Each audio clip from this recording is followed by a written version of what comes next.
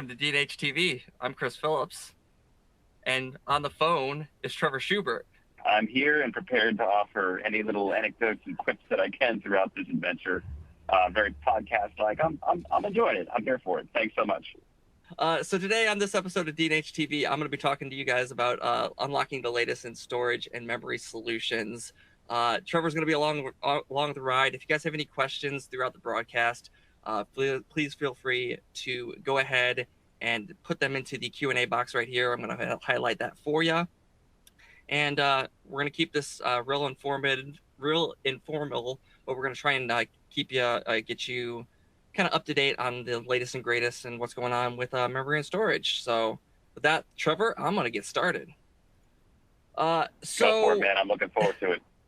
So in the beginning, when we kind of started this storage world, we'll start on the storage side. I think we can all remember the old spinning days of hard drives.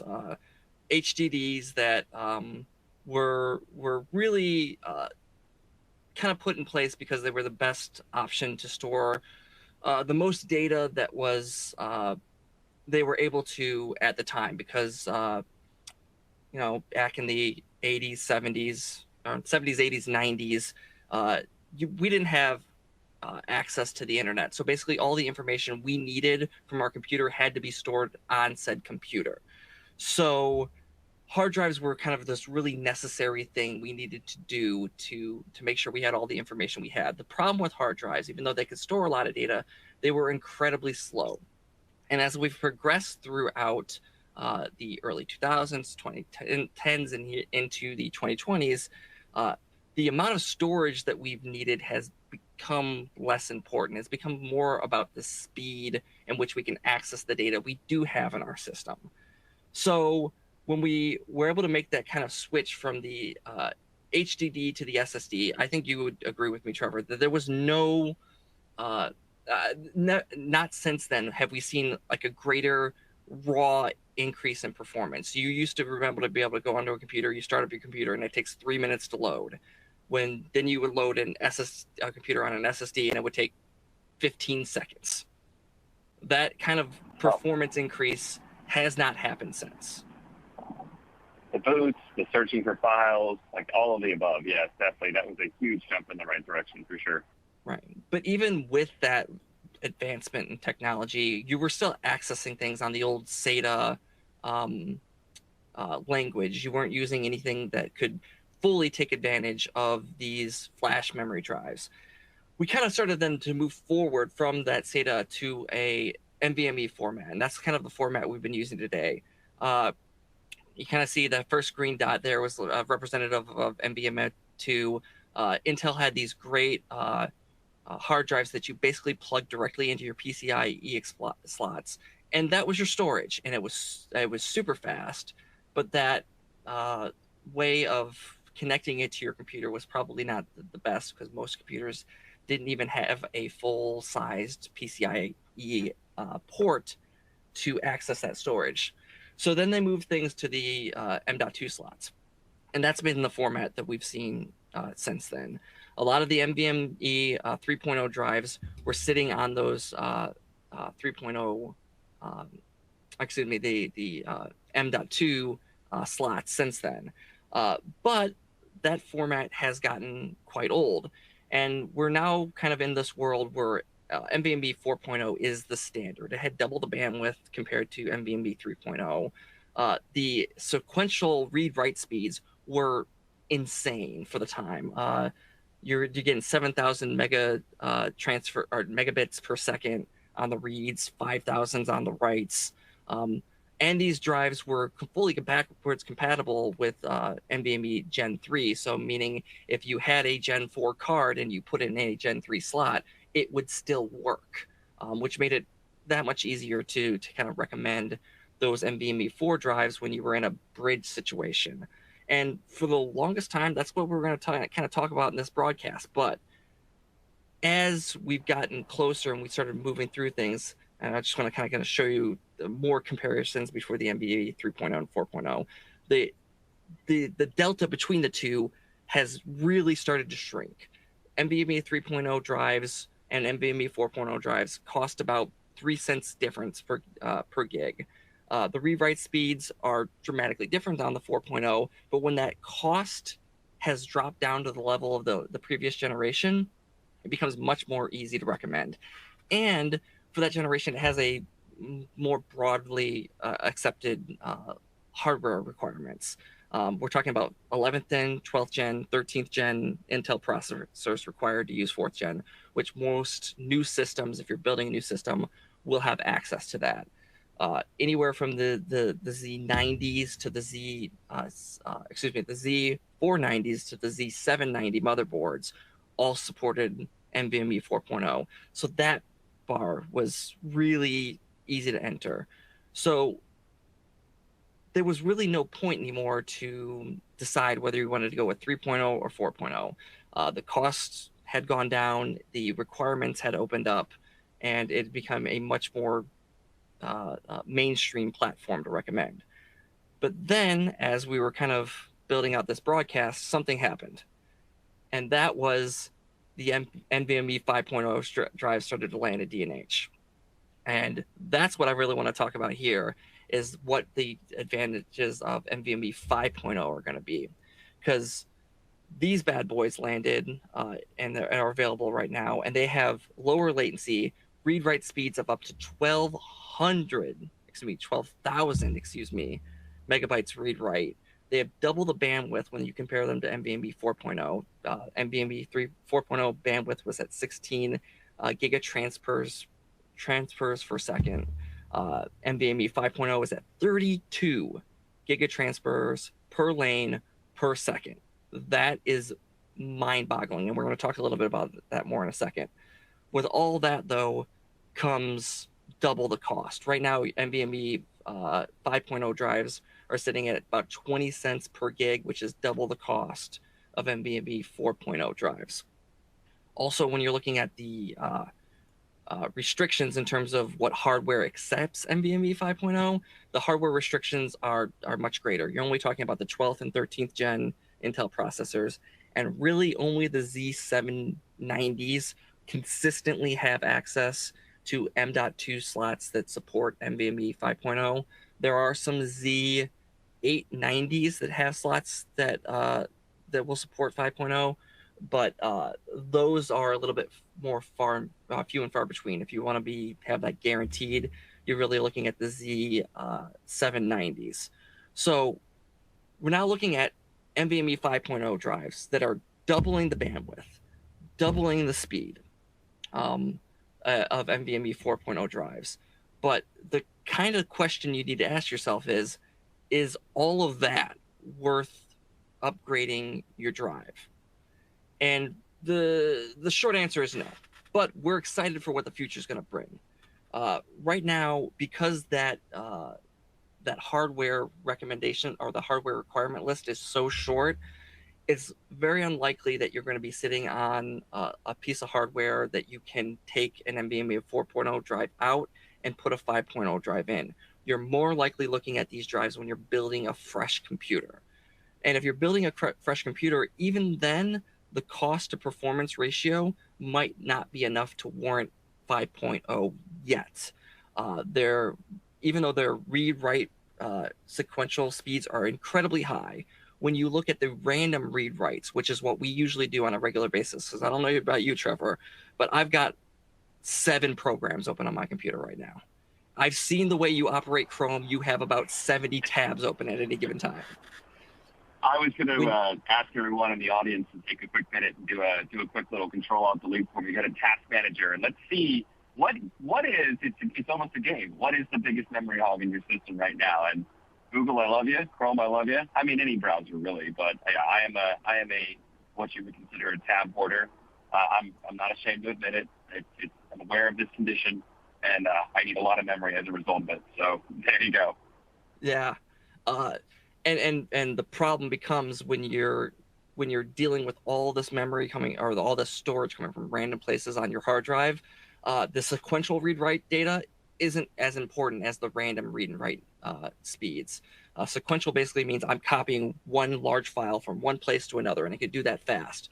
Random read-writes, it's looking for information everywhere, and it's when you're looking at NVMe 4.0 versus 5.0 drives right now, relatively the same. Rob actually had a question that I want to answer real quick. He wanted to know where Apple sits in all of this. Apple is a little bit of a different beast right now because they've recently, over the last 2 generations, have switched off the Intel architecture and have gone to their own system on board architecture where they have the CPU, the memory, and everything on its own silicon, which gives them the ability to design that in a way where they're able to access memory and storage and CPU in a different fashion. So right now, Apple doesn't really play into this because they're kind of doing their own thing. The next question was Richard was asking where does If AMD I fit can in all comment on this? that, Go Chris, ahead. if I can comment on Rob's question real quick. Rob, the last I'm time I channeling put your hair. memory Don't into worry. the last time I put any kind of an upgrade into an Apple device, or that I was technically allowed to, was an Apple. Oh my gosh, it was an iMac from maybe 2017. I want to say. Yeah. I think I took that thing to a whopping 8 gigs, maybe 16. I'm not sure, but it was impressive because the panel was easily accessible right on the back of it. And yeah, a lot of that is just we know the game they play. We know that in most cases you're buying the component quantity or the storage or the memory as part of the tier of the part number itself, and there's very little that you can do with aftermarket. But we're not really sure, to Chris's point, what the future holds for the next generation of what they launch, and if it'll be on 5.0 or it'll still be on 4.0. My guess is probably 3.0 or 4.0 in most cases. Right, and they're just going to do their own thing with kind of what they want to do there. AMD, same thing. Their NVMe 5.0 support is limited to their latest generation CPUs. So just kind of keep that in mind as well. But when we kind of start to talk about whether it's like what's the pitfalls of kind of being on the bleeding edge of 5.0 is, not only are you paying more money for drives that have a similar read-write performance right now when it's compared to NVMe 4.0, a lot of the drives can't even be utilized to their fullest capacity yet. If you go on a DNH.com right now and look for, if you go to DNH.com and grab it yourself an NVMe 5.0 drive, and you pair it with a system, let's say you put 2 into a system, most computers right now only have access to 4 PCI channels for the storage. Where NVMe 5 is going to start to shine is not so much what it can do at the top end, it's what it can do when it's only using 1 memory channel, half of its capabilities, compared to NVMe 4.0. So if you put 5 NVMe 5.0 drives in, or excuse me, 4 NVMe 5.0 drives in, and 4 NVMe 4.0 drives into a system, each one of them are only going to get 1 PCI lane per card. The NVMe 5.0 lane drives are going to be twice as fast at that point as the NVMe 4.0s, simply because it has a more efficient PCI lane technology behind it. So the 5.0 drives are going to be important as we start to oversaturate those PCIe express lanes with graphics cards and cards that are designed to run AI processes and things of that nature. So that's where NVMe 5.0 is eventually going to fit in. Right now, I just don't see it fitting in right now, especially since the drives are super limited. There's also heat is a problem with the current 5.0 drives. As you can see on this slide, there's a huge heat sink sitting on this NVMe 5.0 drive. That drive comes with a heatsink, but you have to kind of keep that in mind that these drives do run a little bit hotter than their 4.0 counterparts. Anything you want to add to the storage side of this thing before we talk about memory? So I think that might be the main event there.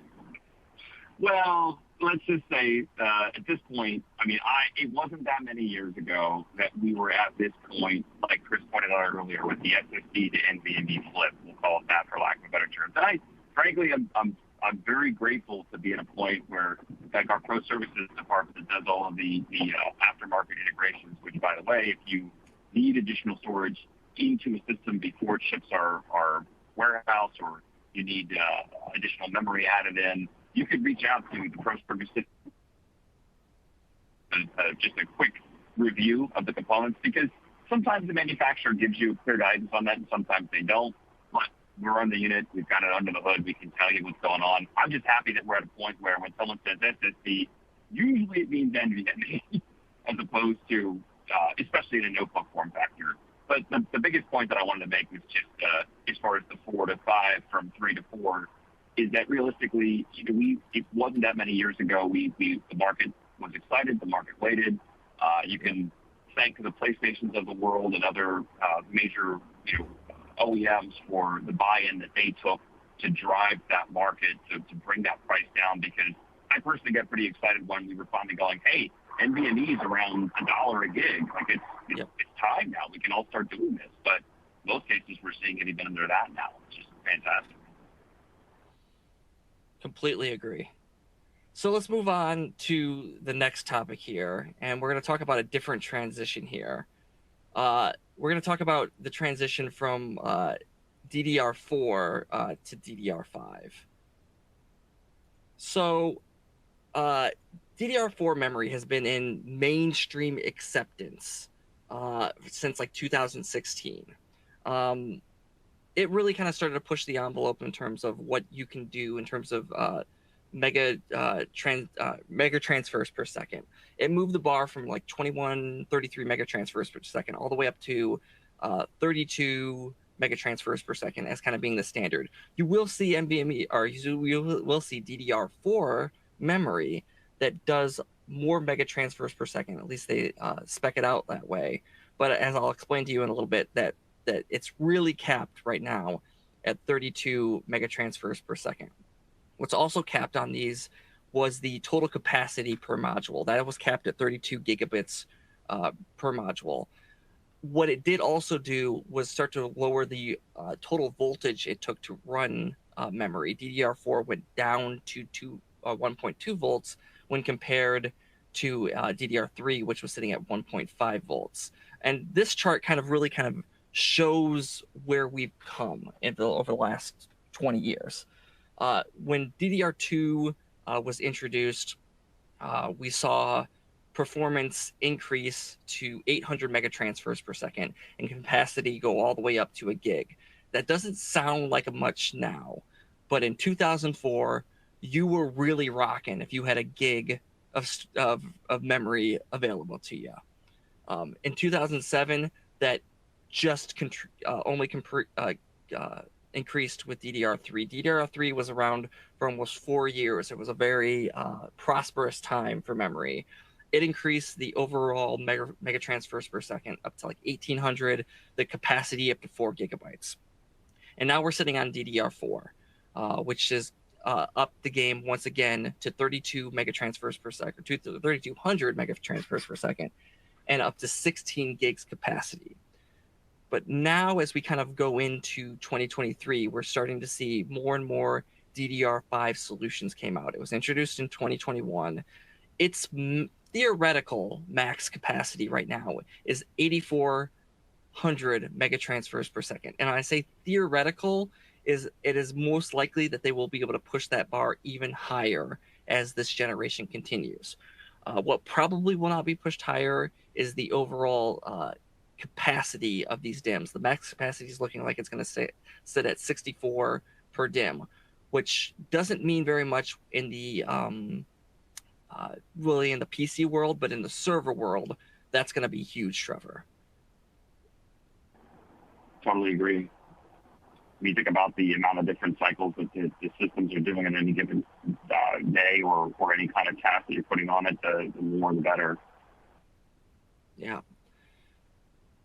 So let's talk about DDR5 then for a little bit more. It was first made available when in Intel's 12th gen core processors.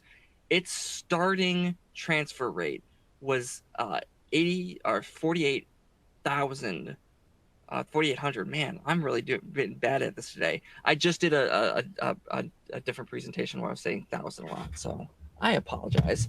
4800 megatransfers per second. We are actually starting to see modules hit the market at 7,200 megatransfers per second. If you go to dnh.com, you look up DDR5 memory, you're going to see memory that is at a speed of 7,200 megatransfers per second. Trevor, it sounds like you're in the car. I'm telling you right now, don't go drive and buy 7,200 megatransfers per second DDR5 memory. Don't do it yet. We have some more to talk about. I know it sounds tantalizing. No, we won't Stop. be. I mean, you know, I'm I Mr. Car can Analogy. see your GPS. So. I see where you're at. I know where you're going. Stop. So I'm not a rocking chair after all. But I will point out that one of the first large memory transactions I ever did in the tech industry was back in 2000. And we were very excited to be sending a customer 32 meg and 64 meg for the more power user sodium sticks. And I think it was a hotel chain. So there you go. Just we've come a long way. And the great thing also about DDR5 memory is it's lower the voltage operation to 1.1 volt. This starts to get important in your mobile workspaces, your laptops, things of that nature. Anytime you can start to lower voltage in any component, it's just going to mean better battery life for you. But as we kind of sit right now, the platforms that support DDR5 memory, very, very limited. It's still the 12th gen and 13th gen Intel processors. I believe the latest gen AMD processors only support DDR5. So if you're latest gen AMD, you have to go with DDR5. Intel's advantage is that you are allowed to either select DDR4 or DDR5 on both their 12th and 13th gen, and it's most likely they're going to stay that way for the 14th gen as well. Also, motherboards need to be the Z690 or Z790 to support DDR5. So it's very unlikely that you're looking to upgrade the memory in a system right now, and you'll be doing that in a system that supports DDR5. Again, this is probably a situation where you're building out a solution exclusively from the ground up. You're building a new PC and you're trying to decide whether you want to select DDR5 memory over DDR4 memory. And right now, most like the bleeding edge of most technology, the answer is maybe, but let's not go crazy yet. The main drawback right now to DDR5 memory is that it is actually faster than the memory controllers that are within the CPUs can accept. Right now, the 12th gen Intel CPUs only have a memory controller that can run at 4,800 megatransfers per second. When you get to 5th gen, that's up to 5,200 megatransfers per second. I believe in the 14th gen that will come later this fall, they're upping that number again to 6,400 megatransfers per second. Even if you get to 6,400 megatransfers per second, you're still not at the speed of the DDR5 memory we're currently seeing in the marketplace on Intel systems. So it may not be worth it quite yet. You're also seeing double the cost of memory when you're looking at what the DDR4 max speed is, which is those 3,200 DIMMs, versus the baseline of what DDR5 speed is. The cost per gig goes up basically double. So it's still a situation where when you're on the bleeding edge of technology, you have to decide whether you're doing whether you want to go with the latest and greatest or kind of stick with the tried and true. Right now, if you're building PCs that are mostly going to be designed for your day-to-day office work, you don't need DDR5 memory right now. If you're building PCs that are going to be built around image generation, modeling, video editing, AI, that's when you're going to start to see the advantages of DDR5 memory. And as the Microsoft OS continues to evolve and integrate more AI into the operating system, you're going to see that with Copilot later this year. There's whispers of a new version of Windows that is centered around AI. that memory speed is going to become more and more important. So if you're building on a system from the ground up, you can consider DDR5, but right now I'm going to be sticking with DDR4. I don't think you're going to see mainstream acceptance of DDR5 until 2025. What do you think, Trevor? Yeah, I think it's in a similar situation. We've got to wait for the market to kind of catch up, and there'll be sort of a defining moment where there's a use case in the masses for it, and as mass consumption starts to begin, price starts to come down. I think we've seen that over in history for sure. For me personally, I've got a build I'm working on relatively soon here. I kept it with DDR4 just because even though, as we previously established, I'm very much a tab hoarder, and memory is a huge part of that. I've got existing kits available to me now that I'm going, all right, and the board that I'm working with has got 4, not maybe 5. I have to go back and count now. I think I've lost track.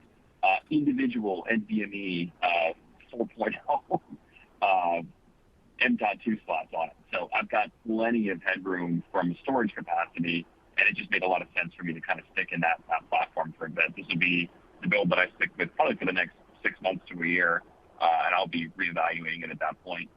But I agree, like it's fantastic. I think where we'll start to see things kind of hit will be in the higher tier pre-built systems. That'll start to bring that kind of price down a bit as more chips get manufactured for DDR5. And back again to the reality that if for any reason, I don't think that maybe we take a second and address too just the overall capacity. I know that 8 gigs was kind of like you said back in the early 2000s. If you had a gig, it was amazing. Wasn't that many years ago that 8 gigs was you were sitting pretty, but 16 almost feels like the bare minimum for most builds anymore. Would you agree?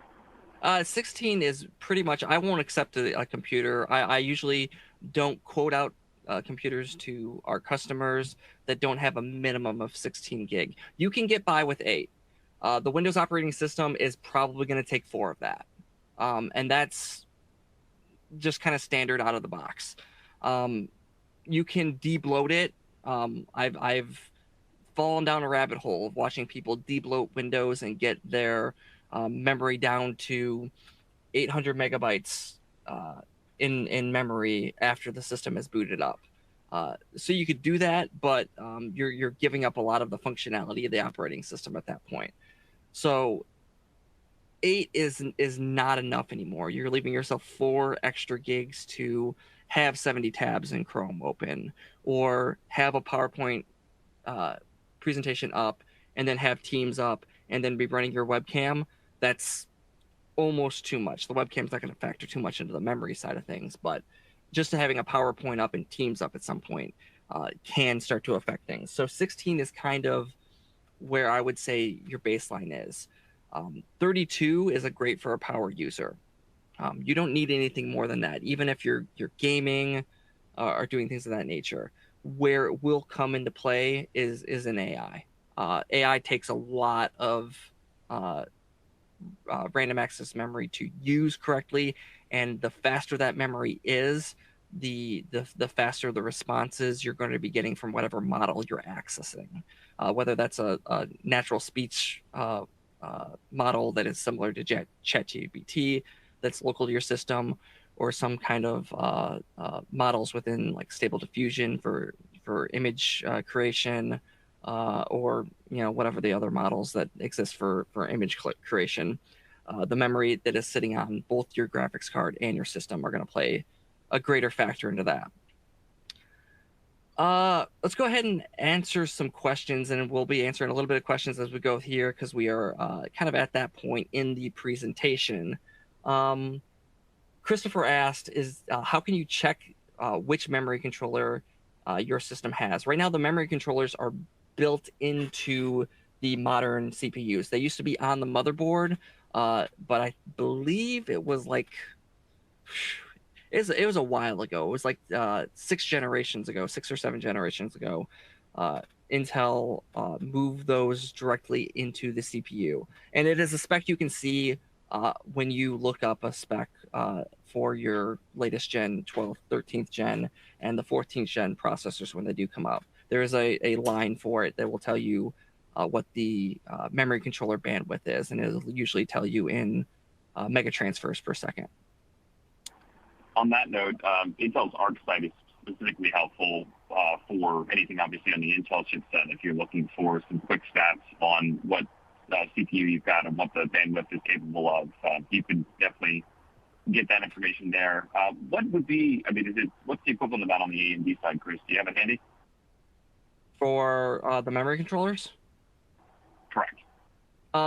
Those support a more a wider range of mega transfers per second. I believe right now it is at 64 mega transfers per second, and that will go up to 72 shortly, I believe, with their next generation. They handle their system, their architecture slightly different in how they allocate bandwidth per core than Intel. Both are plenty fast. So there's no real difference in terms of your performance you're going to get with DDR5 versus AMD and Intel. It's just the preference at that point. So I think you're fine there, but don't quote me on it. I will look it up after this, and if it's different than what I said there, I will let you guys know in the written Q&A. The next comment I saw was from Tony. He was basically just saying, with the lower power requirements, better bandwidth, better power control, DDR5 also has better error handling. It's something we didn't mention. There's a ton of things you can mention about DDR5 memory that raises the game. Lower latency, for that matter. If you look at a DDR DIMM specs, you're going to see a CL and then a number after it. That refers to its latency. The lower number there is actually better. So if you're seeing a number like 16 or 20, that's really good. If you're seeing a number like 40, that's not so good. But DDR5 memory does support at these higher bandwidths a really low latency as well. On the DDR4 side, when you got into the higher bandwidths, when things were at the bleeding edge, now that things have that platform has fully evolved, you're seeing the latencies go down. But as the bandwidth went up, the latency also went up. Right now with DDR5, we're not really seeing it. We're not seeing bandwidth affect latency too much. But he was saying that these systems are these memories are perfect for portable and servers, and I couldn't agree more. Where you're not going to see the performance increase right now isn't just in everyday computing.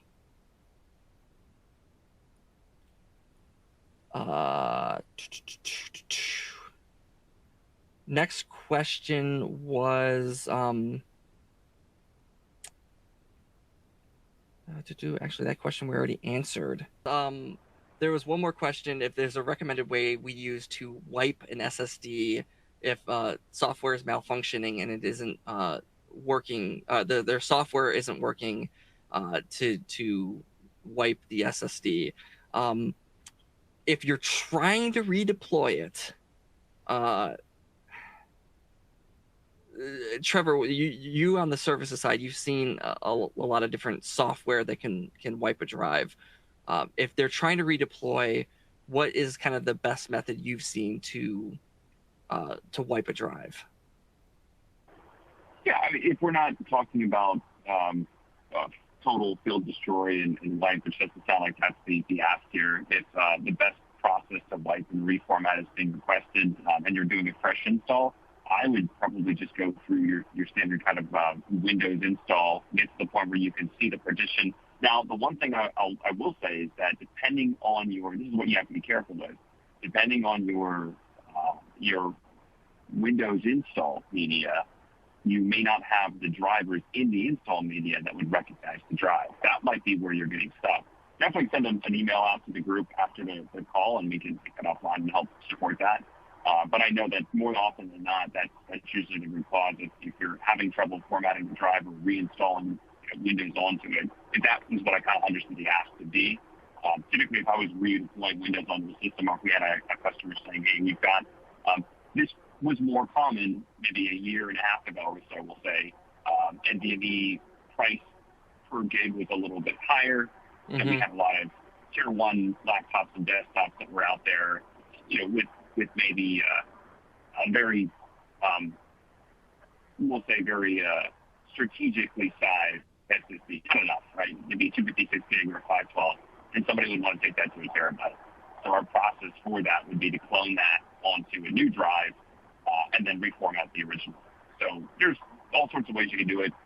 Windows is typically the go-to from a boot standpoint. Like I said, the one thing you might can count upon though is just the drivers Yeah. themselves. Yeah, he's looking to nuke the data and give it to someone else. Understood. And yeah, I mean, probably even if you can get it into an external environment, if it's an NVMe and you can put it into an NVMe external enclosure, connecting to it that way to communicate might be the way to go. The drivers in the little controller board from the external may be able to help recognize it and discover it that way through just create and format hard drive partitioning. Sounds good to me. Well, Trevor, we can't say that we didn't try to have fun today, at least. Love it. Thanks so much for keeping this light and enjoyable, because really the content is, and it's a cool time to be in technology. It's been great the last few years in particular because things are just rapidly increasing, and AI isn't everything, but it does want everything from your system if you want to dabble in it. So yeah, absolutely. The more the better when it comes to memory capacity. So That's great. feed it, it's hungry. Yes, feed it. It is hungry. If you got any more questions or anything else that you like to ask, but you didn't get an opportunity to, go ahead and email us, techsolutions@dnh.com. Myself or any one of our wonderful sales engineers will be happy to answer those questions. I don't have the format for what's coming next, so I'd say stay tuned to dnh.com/DNHTV. We've got more webcasts coming up, I believe, this month. And we have a ton coming up in September, some great topics and some great speakers that will be joining us as well. Trevor, I'm glad you were able to join us virtually. I'd love to see you in person next time. Same here. Well, I'm sure we'll see each other sooner than later, my friend. Yes, we will. We'll have to get back into the solutions lab and cause some more trouble. Thank you guys for joining us so much today. We'll see you guys soon. Take it easy, guys.